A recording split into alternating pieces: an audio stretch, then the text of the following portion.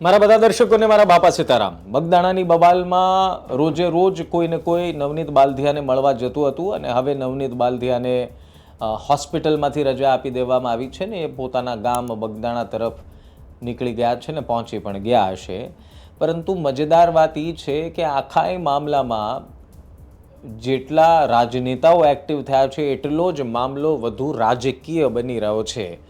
નવનીતભાઈને ન્યાય અપાવવાની કહાની અને વાત એક તરફ છે અને બીજી તરફ છે કોળી સમાજમાંથી આવતા નેતાઓનું સરકાર પર પ્રેશર. અને આ બધા વચ્ચે એક તસવીર એવી સામે આવી જેણે અનેક સવાલ ઊભા કર્યા, અનેક શંકાઓ ઊભી કરી અને એવી વાત તરતી મૂકી દીધી કે જેના પર હવે લોકો ભરપેટ ચર્ચા કરી રહ્યા છે. આ તસવીર છે હર્ષ સંઘવી સાથેની, મહુવાના પૂર્વ ધારાસભ્ય અને પૂર્વ રાજ્ય કક્ષાના મંત્રી આરસી મકવાણાની. હવે સવાલ તમને એ થતો હશે કે આ તસવીરનો અર્થ શું? શું એ નવનીતભાઈની વાત કરવા ગયા હતા? શું મુદ્દો કોઈ બીજો હતો? આ બધી જ ચર્ચા અને શક્યતાઓ પર ચર્ચા કરીશું. આપ નિષ્કર્ષ જોઈ રહ્યા છો. મારું નામ નિશિત રાજગુરુ છે.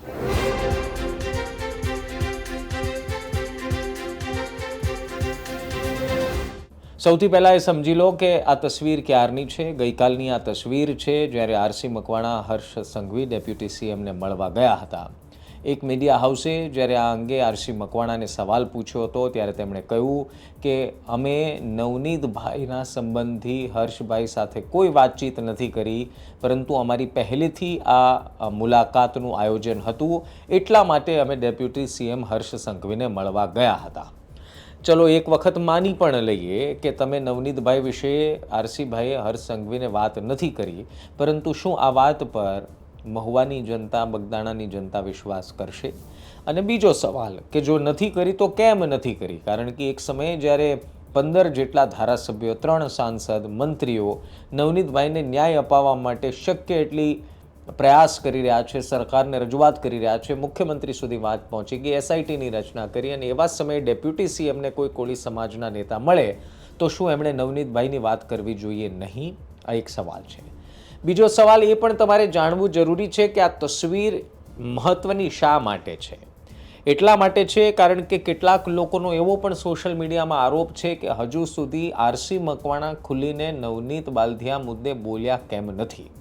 હવે એ વાત પણ સરા જાહેર છે અને એમાં કોઈ શંકા ન હોઈ શકે કે ગાંધીનગરમાં મળેલી બેઠકમાં પણ આરસી મકવાણા હતા અને પ્લસ પહેલા દિવસે જ્યારે હીરા સોલંકી આવ્યા હતા નવનીતભાઈને મળવા માટે ત્યારે પણ હીરાભાઈની બાજુમાં આરસી મકવાણા દેખાયા હતા. એટલે એવું પણ કોઈ આરોપ ન લગાવી શકે કે આરસી મકવાણાએ આ સમગ્ર બાબતે રસ લીધો નથી. પરંતુ એવું જરૂર લોકો કહી રહ્યા છે કે આરસી મકવાણા ખુલીને શા માટે જો એમના પર આરોપ લાગ્યો છે એમના પર નથી બોલી રહ્યા.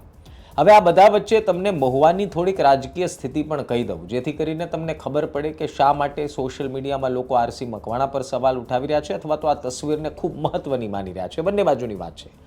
મહુવામાં અત્યારના સ્થિતિ એ છે કે પ્રમુખ કોઈ છે નહીં.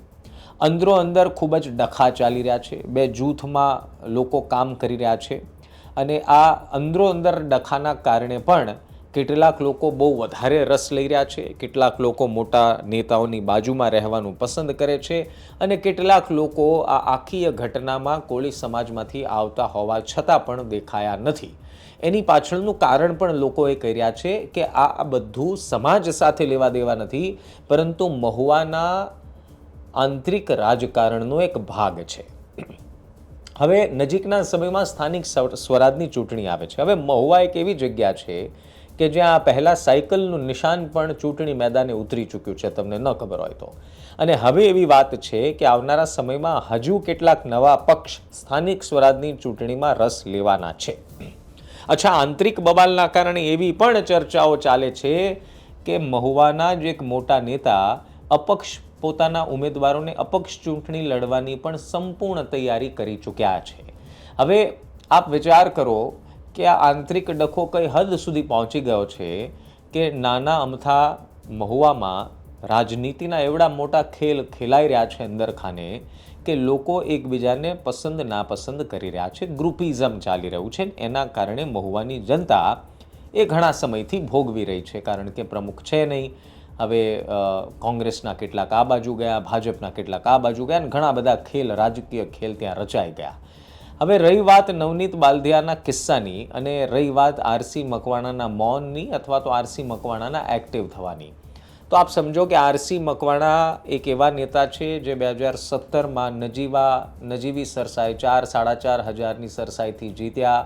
ત્યારબાદ 2022માં ભારતીય જનતા પાર્ટીએ નક્કી કર્યું કે હવે આપણે રિપીટ નથી કરવા અને શિવાભાઈ ગોહિલને ટિકિટ આપીને શિવાભાઈ ગોહિલ જીત્યા. શિવાભાઈ ગોહિલ જીત્યા ત્યારથી લઈને અત્યાર સુધી મહુવામાં જ 2 અલગ અલગ ગુટ ચાલી રહ્યા છે, ગ્રુપ ચાલી રહ્યા છે અને એવી ચર્ચા મહુવાની ગલીઓમાં ઘણા સમયથી ચાલે છે. એક એવું પણ ગ્રુપ છે જે આરસી મકવાણાના સમર્થનમાં છે અને એક ગ્રુપ એવું છે જે શિવાભાઈ ગોહિલના સમર્થનમાં છે. આવી ચર્ચાઓ અને આવો આરોપ ઘણા સમયથી લાગી રહ્યો છે. અચ્છા, આપને એ પણ કહું કે શા માટે આ વધુ મહત્વનું થઈ જાય છે આરસી મકવાણાનું હર્ષ સંઘવીને મળવાનું? એટલા માટે કારણ કે મુખ્યમંત્રીને રજૂઆત થઈ ચૂકી છે, એસઆઈટીની રચના થઈ ચૂકી છે, 90 દિવસનો સમય લાગી શકે છે રિપોર્ટ સોંપવા સુધીમાં. એવા સમયે એક પૂર્વ રાજ્ય કક્ષાના મંત્રી અને જ્યાં ઘટના ઘટી એ જ મહુવાના પૂર્વ ધારાસભ્ય જે કોળી સમાજમાંથી જ આવે છે એ ડેપ્યુટી સીએમને મળે તો અપેક્ષાઓના પુલ બંધાય. પરંતુ એ અપેક્ષાઓ ખરતી ત્યારે દેખાય જ્યારે એ કોઈ મીડિયા હાઉસને એવો જવાબ આપે કે નવનીતભાઈ વિશે મારી હર્ષ સંઘવી સાથે કોઈ વાતચીત થઈ નથી. હવે આવા સમયે કોળી સમાજના યુવાનો અને કોળી સમાજ આખો એ અપેક્ષા રાખતો હોય કે કદાચ આરસી મકવાણા પોતાની સાઈડથી ડેપ્યુટી સીએમ હર્ષ સંઘવીને પણ આ અંગે રજૂઆત કરશે તો અથવા તો આ મુદ્દો ધ્યાને લાવશે. પરંતુ ખેર એ આરસી મકવાણાનો વ્યક્તિગત પ્રશ્ન છે કે એમણે વાત કરી કે ન કરી. પરંતુ હવે આવનારા સમયમાં એવું પણ કદાચ જોવા મળી શકે કે સ્થાનિક સ્વરાજની ચૂંટણીમાં કેટલાક ઉમેદવારો અપક્ષ ચૂંટણી લડે, કેટલાક ઉમેદવારો પક્ષ પલટો કરે, કેટલાક ઉમેદવારો પોતાના સમર્થિત નેતાઓના નામ અલગ કરી નાખે અથવા તો અલગ લોકોને સમર્થન જાહેર કરી દે. એવા સમયમાં જ્યારે સોશિયલ મીડિયામાં ચર્ચા ચાલતી હોય કે આરસી મકવાણા શું ખુલીને આ મુદ્દે જેમના પર આરોપ લાગ્યો છે એવા માયાભાઈના પુત્ર જયરાજ વિશે બોલી રહ્યા છે, શું એ નવનીતભાઈના સમર્થનમાં છે કે પછી માત્ર હીરાભાઈ સોલંકીની સાથે હાજર રહેવાથી અથવા તો ગાંધીનગરમાં મળેલી બેઠકમાં હાજરી આપવાથી એ વાત સાબિત થઈ જાય છે કે આરસી મકવાણા કોની તરફ છે? અચ્છા, એ વાત પણ બહુ ચોખ્ખી ને ચટ છે કે બધા જ નેતાઓએ બોલવાની જરૂર હોતી નથી. અને આ બધા વચ્ચે એક મજેદાર વાત એ કહું કે આરસી મકવાણા ભલે 2022માં એમને ટિકિટ ન મળી, 2012માં એમના પત્ની પણ ચૂંટણી જીતી ચૂક્યા છે જે એક સમયે તળાજામાં નેતા હતા અને તળાજાના એક્ટિવ હતા, એટલે એ સારી રીતે આ આખી ઘટનાની જે પટ્ટાની આ ઘટના છે એ પટ્ટા સાથે આરસી મકવાણા અને એમના ધર્મપત્ની સારી રીતે કનેક્ટ કરી શકે છે ને સૌ કોઈ જાણે છે.